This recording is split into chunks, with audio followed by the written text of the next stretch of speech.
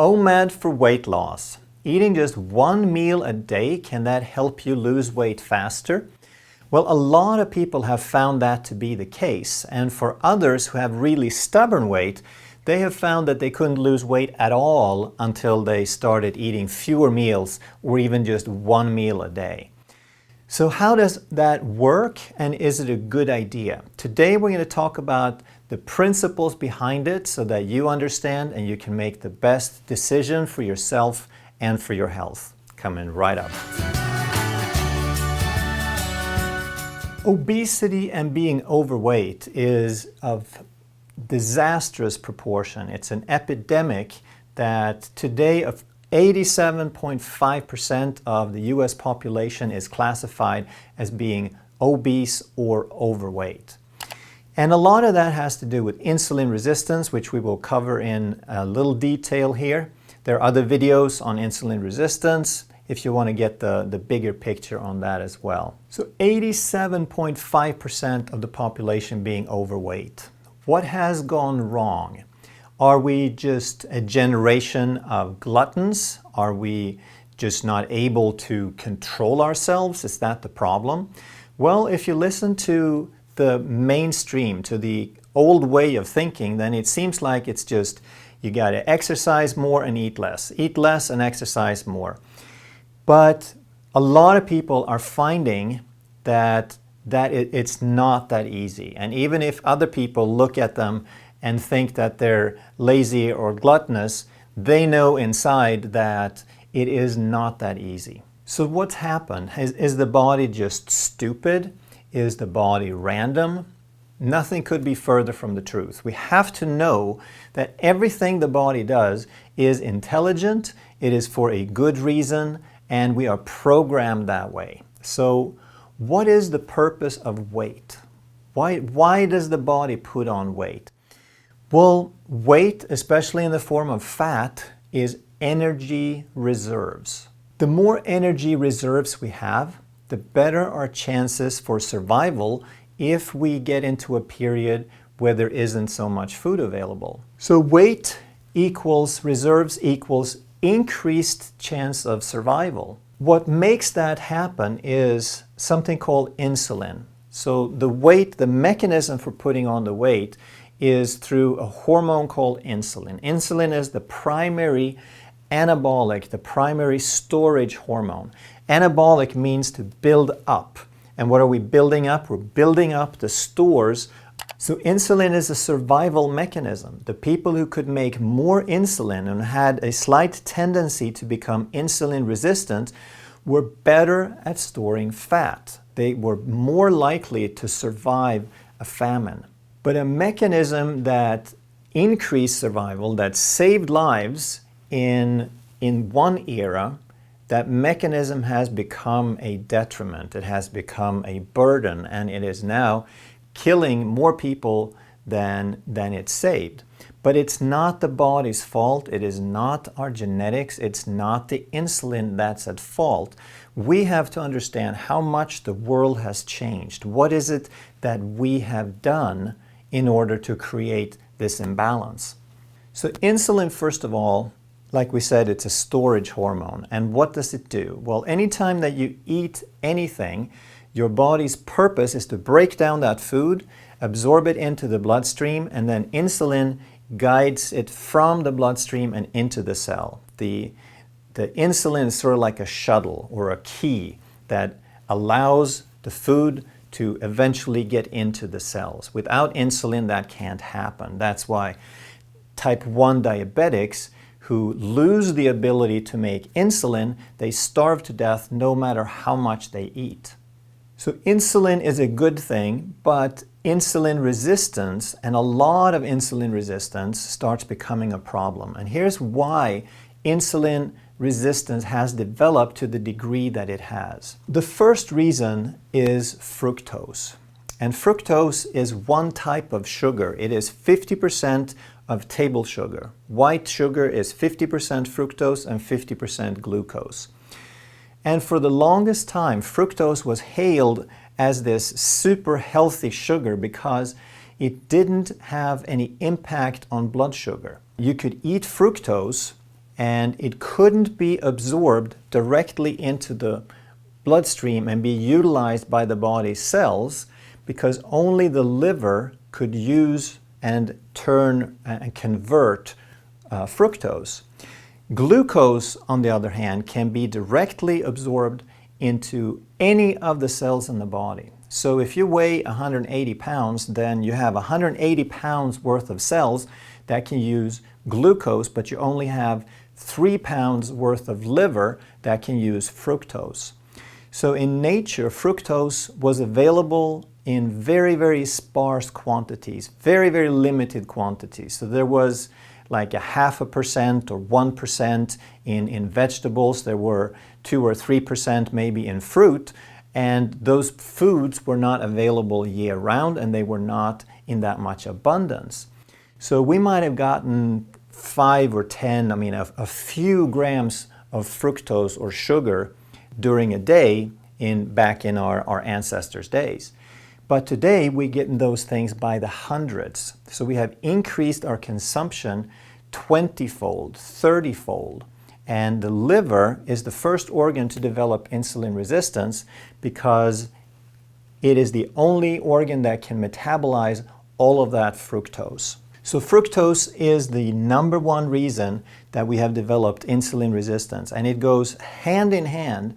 The exponential growth of obesity and diabetes started around 40, 50 years ago in the 70s and 80s when they started introducing high fructose corn syrup as an alternative to sugar. So people eat way too much sugar anyway, but high fructose corn syrup was sort of a way to make it even a little bit worse and even easier because it was so easy to mix into drinks and it was cheap, and the soda manufacturers latched onto this and people started drinking sodas like crazy.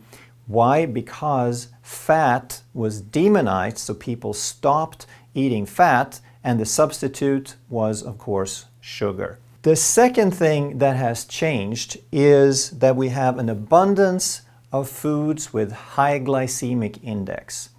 So, of course, we talked about sugar and glucose, which has a very high glycemic index, but we also started getting a lot of foods with very high glycemic index that we had never had before. We had some grains which has a medium to high glycemic index, but once we started making white flour, and once we started having white rice, and once we started processing the food, once we started breaking it down into smaller pieces, now it could be absorbed much faster. Instead of eating the fruit, we drank the juice from it. We drank the orange juice and the apple juice instead of eating the fruits the way they were. Now, most of the foods we ate had a much, much higher glycemic index, meaning our blood sugar increased much, much faster. And then to high glucose, we needed more insulin. So insulin, large quantities of insulin is part of insulin resistance. A third thing that happened that we'd never had before was abundance. That whereas humans were used to periods of feast and famine, there were always some sort of interval, some sort of alternation there.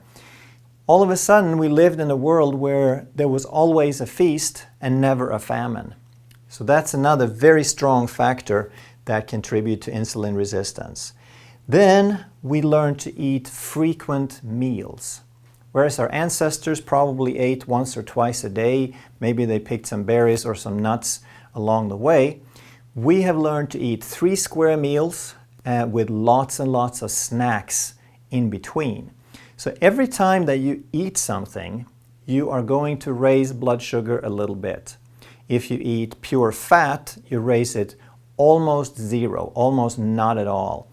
If you eat protein, you raise it moderately, but if you eat carbohydrates and processed foods, now you raise it a lot. Several times more than protein, and in the neighborhood of 100 times more than if you eat pure fat.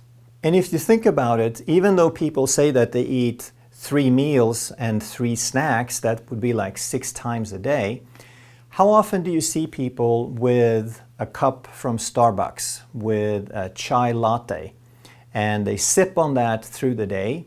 So they'll get it, and then they sip a little bit, and they set it down, and they go do something for 20 minutes, and then they come back, and they sip a little bit more, and then there's a cookie that they have. So they've done some studies where they found that people actually eat something over 20 times per day. So if the thing that you eat has sugar or processed grain or starches, now you're getting 20 blood sugar spikes. You're telling your body to store something, to store the excess 20 times per day. So frequency is a huge component of insulin resistance. One more thing that happened is we became sedentary. We became busy working lives indoors. Nobody needed to farm anything because we had machines to do it. We didn't have to walk anywhere because we had bicycles and cars, and we didn't have to move. So sedentary living is a huge part of it, not just because movement burns energy, but because the active muscle is more insulin sensitive. It is more prone to accept glucose. It sort of like sucks the glucose out of the bloodstream. It doesn't need much or any insulin to get the sugar into the cell. So the working the muscle, working the cell is a great way to reduce insulin resistance. And another factor is stress. We are more stressed than ever. Anybody you ask, they're going to say that they're more or less stressed. And what does that do? Stress is a fight-flight situation. It's a fight-flight state where your body perceives that there's some sort of danger, there's some sort of emergency to deal with. And when we have an emergency, the body requires more energy to deal with that emergency, whether it's real or imagined. So in order to get the energy, the body wants to raise blood sugar, and there's a stress hormone called cortisol that is there to raise the blood sugar. And when blood sugar goes up, guess what? Insulin goes up with it. So cortisol can directly create insulin resistance. So we have 6 different factors that create more insulin and more insulin resistance that we never had until about 100, 150 years ago. This all started back then. So now maybe you're wondering, well, everyone else is talking about calories. You're talking insulin resistance here, but what about calories? Well, if you think about it, every other species on the planet wakes up every morning and goes on a hunt for calories. Their entire day consists of trying to get as many calories into themselves as possible. They're trying to get enough calories to survive. And the only reason humans have turned calories into something evil instead of something life-sustaining is that the world has changed so much. We have all these 6 different reasons that have changed our bodies from balanced to unbalanced. They have changed us to fat-storing beings. And now calories become the enemy, but it's not about the calories. Because if you eat too many calories, the question is, why do you eat too many calories? What is it that gives you the craving? What is it that makes the body want to eat additional food instead of burning the food that's the reserves that sit on the body? And the answer is insulin. So now that 87.5% of the population has insulin resistance to some degree, now the blood glucose goes up. Because when you eat food, your blood sugar goes up, but the insulin is there to take the glucose out of the blood. But if you're insulin resistant, then the cell is full. The cell can't accept anymore because you already stuffed it full. The cell is resisting the action of insulin, so now the blood glucose goes higher and higher and higher because the glucose has no place to go since the cell doesn't want it. So now the body makes more and more insulin, and you get more and more insulin resistance, which of course means that your tendency to store is greater and greater and greater and greater with every day. The momentum or the tendency to store is so great because you have so much insulin that you stop burning fat, that there's a one-way direction. It's like a revolving door that only goes one way.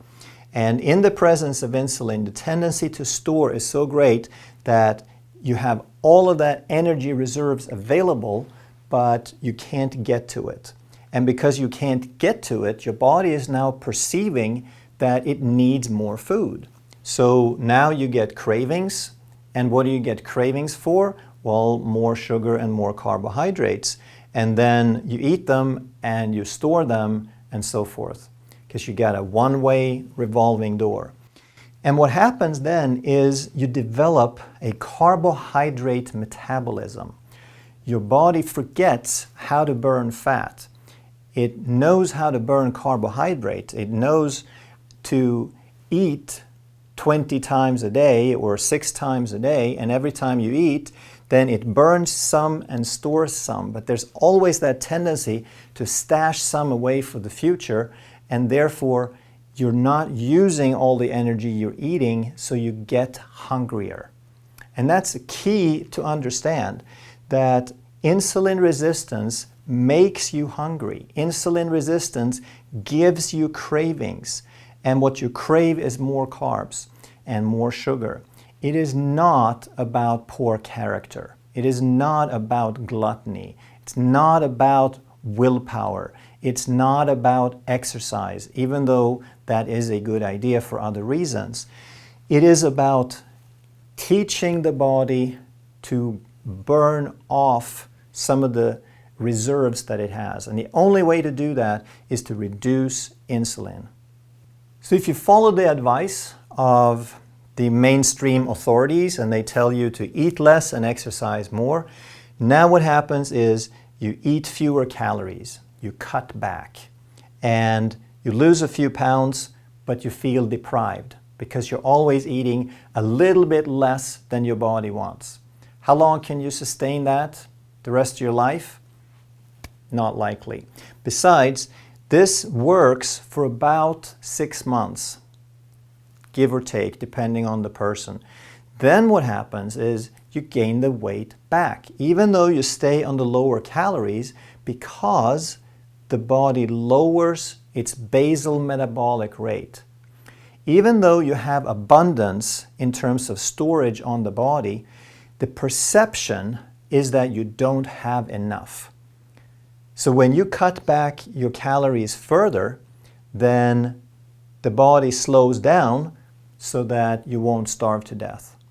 The body is misinformed because the insulin resistance bypasses your normal hunger mechanisms. You can't tell what's a normal hunger, what's a real hunger. Your body just wants more because you've taught it with all of these changes that that's the way the world works. So how much do some people have stored?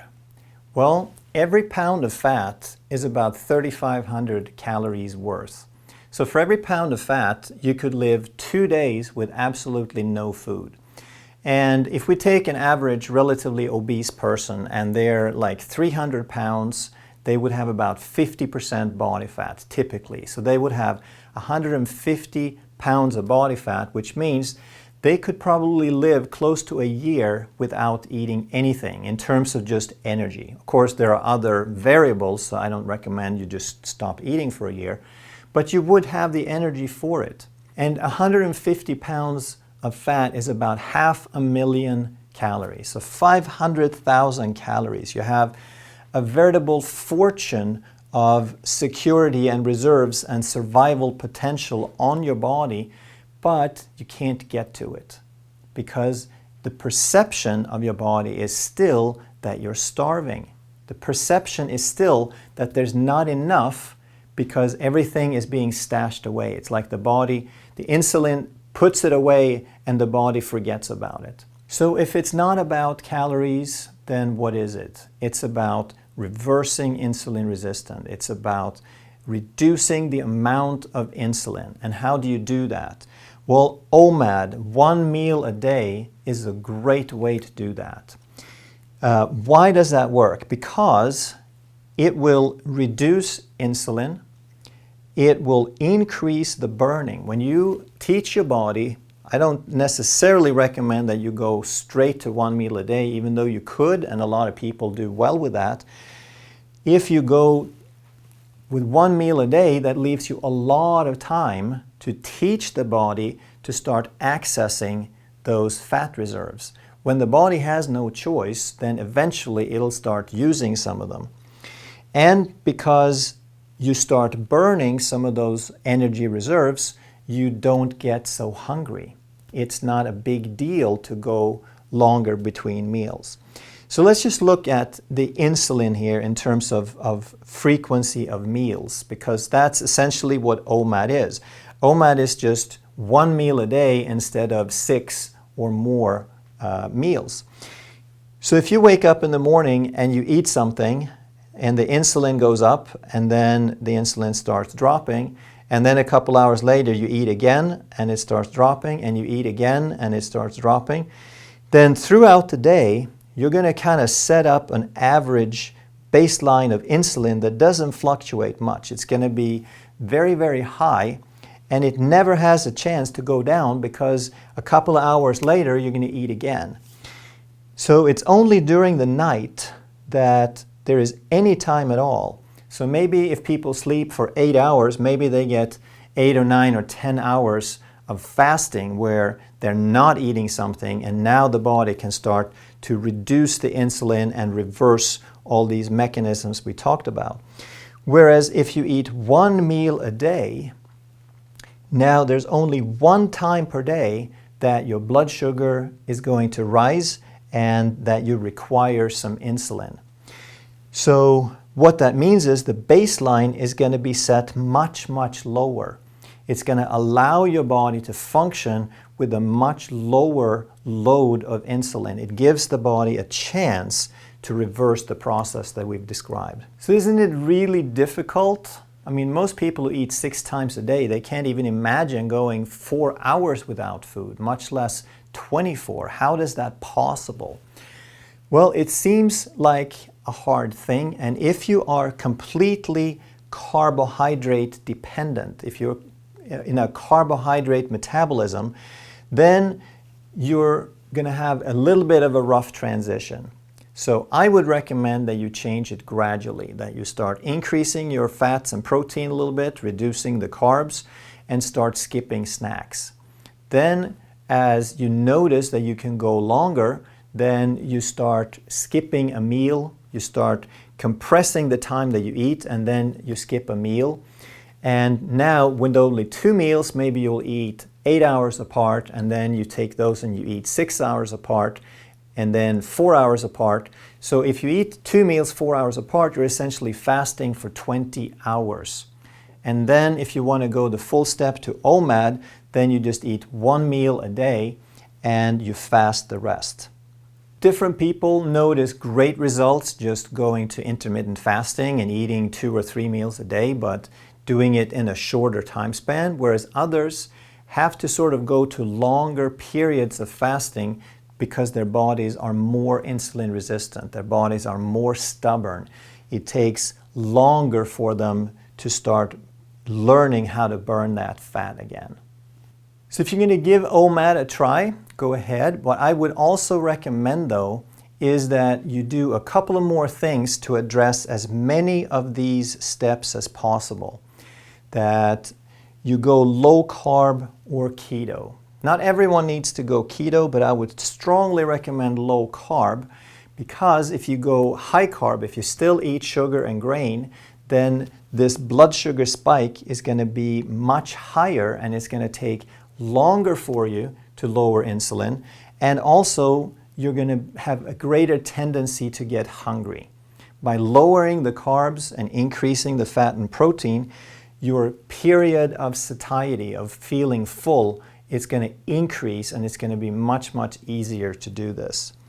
Then I would suggest that you add exercise, because exercise is going to help your muscles suck some of that sugar out of the blood without so much insulin. So it is a great way to become more insulin sensitive. Sure, it will burn a few calories. That's not a bad thing, but the biggest part of it is that as far as insulin, is that the cells become more insulin sensitive when you exercise. And lastly, I would want to add some meditation, some relaxation practice, maybe just going for a walk and listening to birds, whatever it takes to relax, because that high stress state is going to have you at a higher level of cortisol that's going to drive more blood sugar and insulin. Give it a try and let me know how it works. Leave your questions and comments down below. And if you're new to the channel and you enjoy this kind of information, make sure you subscribe and hit that notification bell so that you don't miss any of this great information. It's really easy to share. Just click down below and you can share a link with people that you care about so that they can learn how to reverse insulin resistance and get healthy along with you. Thanks for watching.